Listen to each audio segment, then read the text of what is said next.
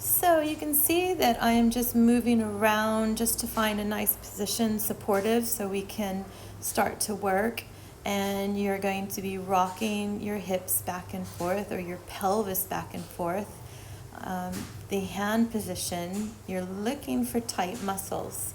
So you're just pretty much massaging your lower tummy, your hip flexors, coming just out to the side of your hip bone there, and then towards the pubic bone, or your center of the inner thighs, and where they insert into the pelvis.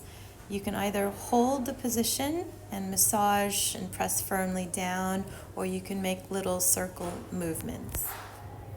Now, as long as you feel comfortable, feel free to move that leg to the side, or point or flex your foot, bend or straighten the leg.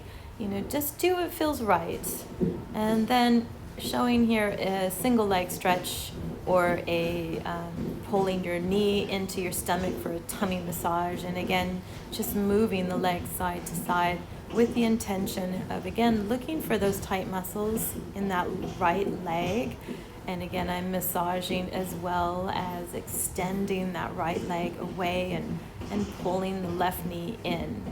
If you have it in you, if you have the flexibility, as shown here, grab your toes and you can pull your leg even tighter, getting into the glutes. Moving into hip circles here, which I'm just using the weight of my arms here to hold the legs. And you can try for both directions, and coming back down into a restful position. So for those of you suffering from pelvic pain or sciatica, this is okay to do, but you just want to tread carefully because there might be a little discomfort.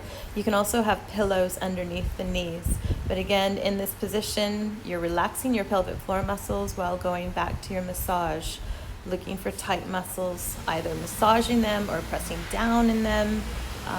Then again, opening and closing the knees, or exploring straightening the legs and dragging them back so the feet are still on the floor. I'm just maneuvering through the hip socket no matter what you're doing. You're not lifting the foot, being super lazy, and then removing that block. This is called a hip opener into a spine twist, and then they both come back. And you can play around with the fundamentals here, going with pelvic tilts or continuing on with that.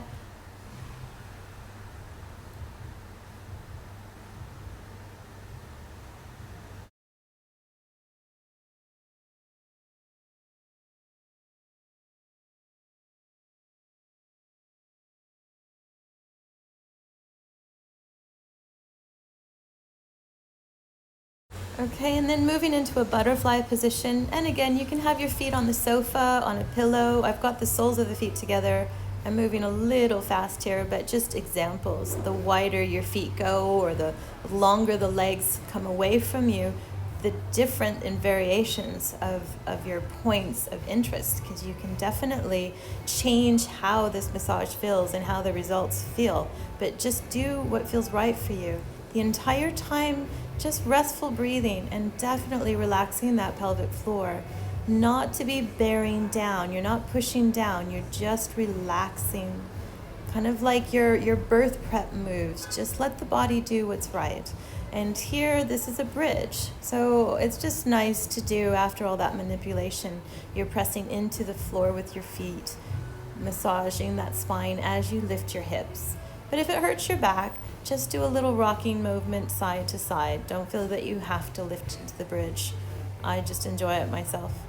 And again, moving back into your hip stretch. So here I feel a glute stretch, a stretch down that left leg, moving into some known as the happy baby pose, single leg, and if you can, both. So you can see there I'm pulling down the thigh into my stomach. It's a big stretch into the sacrum too, and you can wiggle back and forth and just coming out of that gently.